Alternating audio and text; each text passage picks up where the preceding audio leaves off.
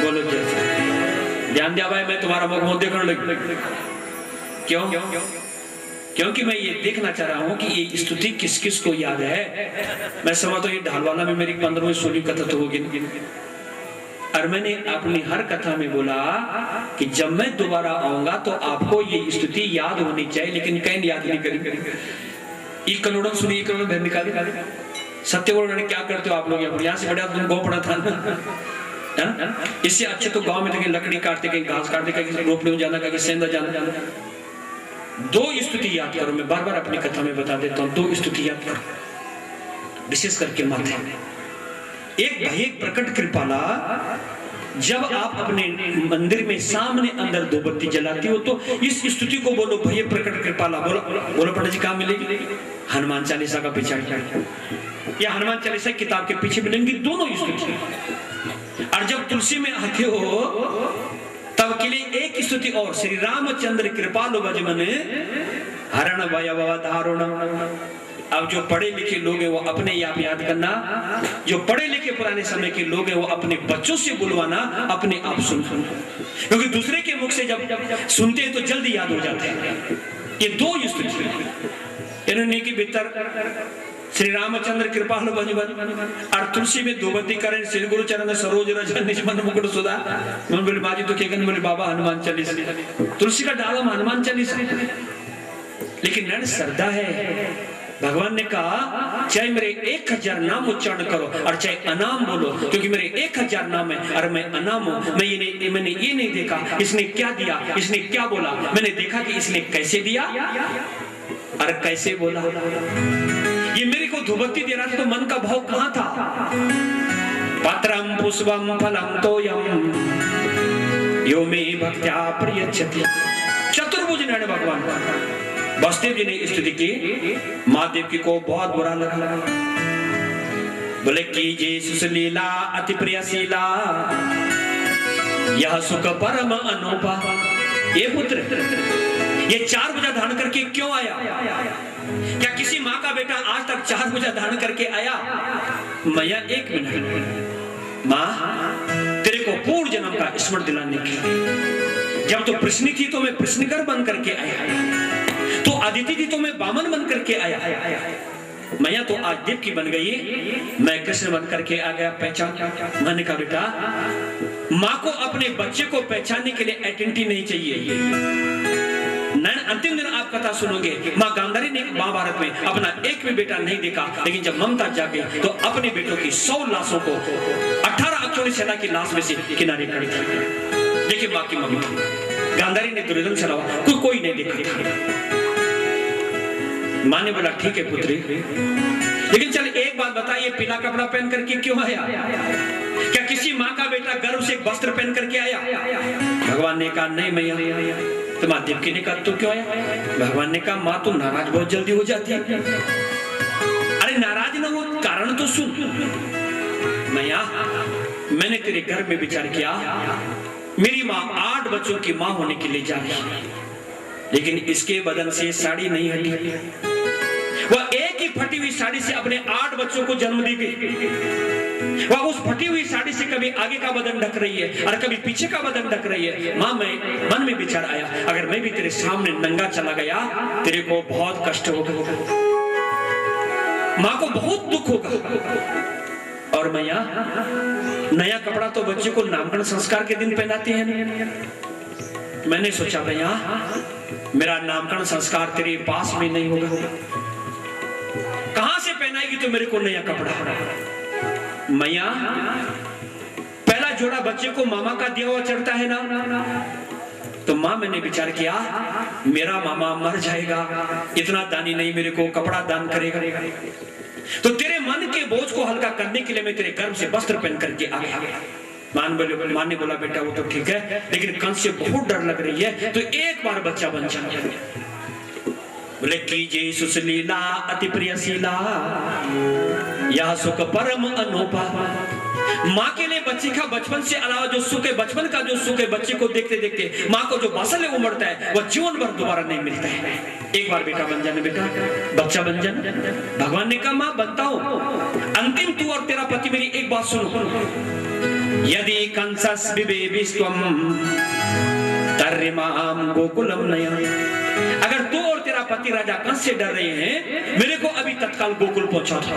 और बबो हुआ प्राकृत शिशु, ऐसा आज्ञा दे करके वह परमात्मा माँ की गोदी में छोटा सा बच्चा बन गया। बोले बाला कृष्ण लाल की। और तामयोग माया जनी नंद जाया, बसु जी जैसे जमुना जी को पार कर रहे थे, नंद की पत्नी यशोदा एक कन्या को योग माया को जन्म दे गई। गहरी नींद रानी यशोदा अपना लाला इसकी बगल में रखा, इसकी कन्या को गोदी में उठाया। वासुदेव जी वापस आए, जैसे देवकी की गोदी में वह कन्या डाली, अपने आप हाथों की हथकड़ी और पांवों की बेड़ियां लग गई। द्वारपाल जागे न रहे, भागते भागते राजा कंस के पास में गए, महाराज हो गई। राजा कंस ने कहा क्या हो गई? बोला 8वीं तो लड़की होगी। राजा कंस भागते भागते आया, देवकी के लाख अनुनय विनय करने के बाद भी कन्या को गोदी से खींचा, पत्थर पे पटक रहा था, आकाश में जाकर के अष्टभुजा दुर्गा बन गई। वृंदावन बिहारी लाल की। दुष्ट कंस क्यों मार रहे हैं? अरे तेरा मारने वाला तो कहीं न कहीं पैदा हो गया। अब राजा कंस ने वासुदेव और देवकी से अपने अपराध की क्षमा मांगी, दोनों को जेल से बाहर निकाला। जेल के अंदर घोषणा की कि 11 दिन के भीतर जिस भी स्त्री ने बालक या बालिका को जन्म दिया हो, 84 कोष वर्ष में 11 दिन के भीतर के बच्चों का वध कर दिया जाए। अब नंद आप इनको यहाँ छोड़िएगा और थोड़ी देर के लिए मेरे साथ में बाबा नंद के गांव चलेगा। नंदा स्वात्मन उत्पन्ने जाता लादो महामना। बाबा नंद के घर में बेटा उत्पन्न हो गया, इसकी खबर सबसे पहले बाबा नंद की एक बहन है जिसका नाम है सुनंदा, उसको लगी। उसने देखा कि भाभी की बगल में एक अबोध बच्चा खेल रहा है, भाभी खराटे मार रही है। सुबह 4 बजे का समय, सुनंदा चिल्लाने लगी, नंद भैया, ए नंद भैया। बोला तू प्रातः काल सुबह सुबह क्यों चिल्ला रही है? बोला चल गौशाला से बाहर निकल। और बाबा नंद बाहर आया। सुनंदा क्या बात है? बोला भैया बहुत बड़ी बात है, पहले इनाम बता क्या देगा। इनाम निर्धारित हो गया। और सुनंदा के मुख से निकल पड़ा, तेरा भाग्य उदय हो गया, तेरा बेटा हो गया। और मैं बाबा नंद को बहुत गुस्सा आया, हाथ पीछे किया और सुनंदा के गाल पे जोर से एक चांटा मार दिया। दुष्ट, क्या 84 कोष वर्ष में तेरे को 84 साल का बूढ़ा, इतने बड़े गोकुल में तेरे को 84 साल का बूढ़ा मजाक करने के लिए मिला सुबह सुबह? बाबा नंद को विश्वास नहीं होना। 84 साल बाबा नंद की अवस्था, भाई 90 साल बाबा नंद की अवस्था, 84 साल यशोदा की अवस्था। सुनंदा हाथ पकड़ करके लाई। बाबा नंद ने देखा यशोदा की बगल में छोटा सा बच्चा देने पांव को अंगूठी को चबा रहा है। यशोदा को जगाया, भागता भागता गया, जमुना जी में 11 डुबकी लगाई। अरे मेरे को दिखा तो मैं कैसा लग रहा हूँ? सुनंदा ने कहा कौन कहते तू 90 साल का? आज तो तू 20-22 साल का जवान बच्चा लग रहा है।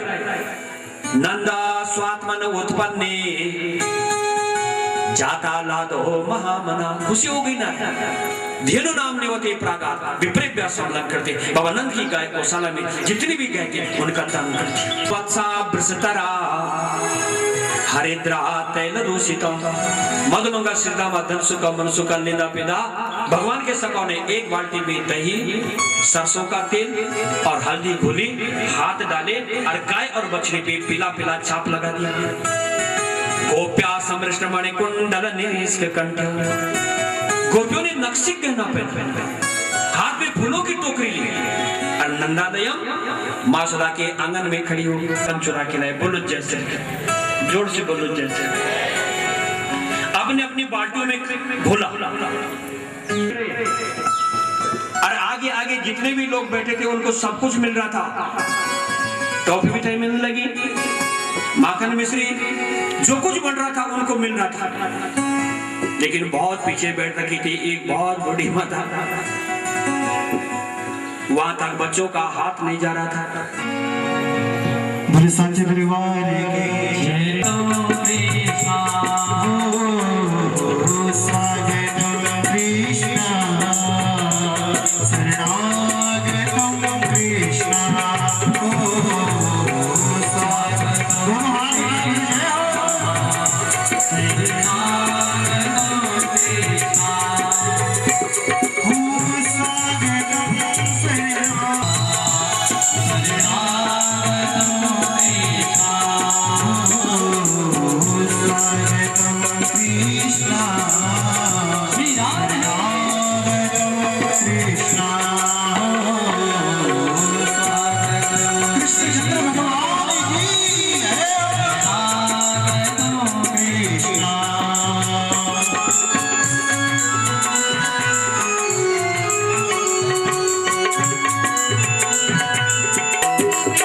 सभी लोग अपने अपने स्थानों में बैठ जाइए।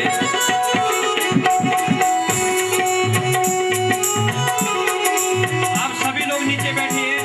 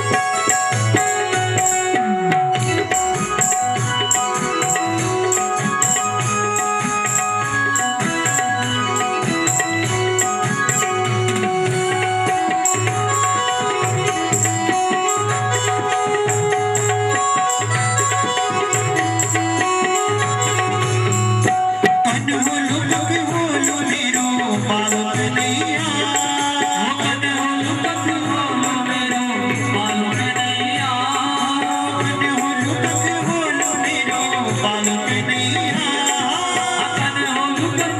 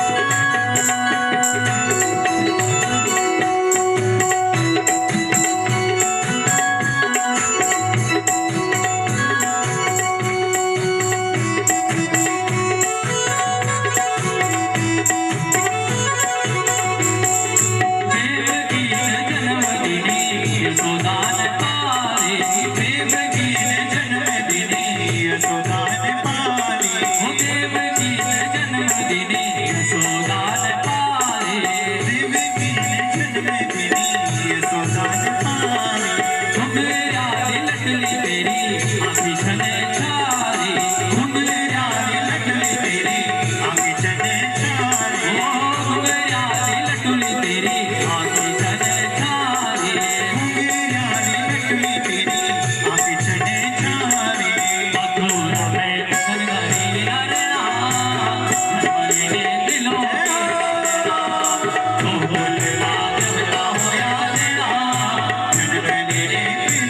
you.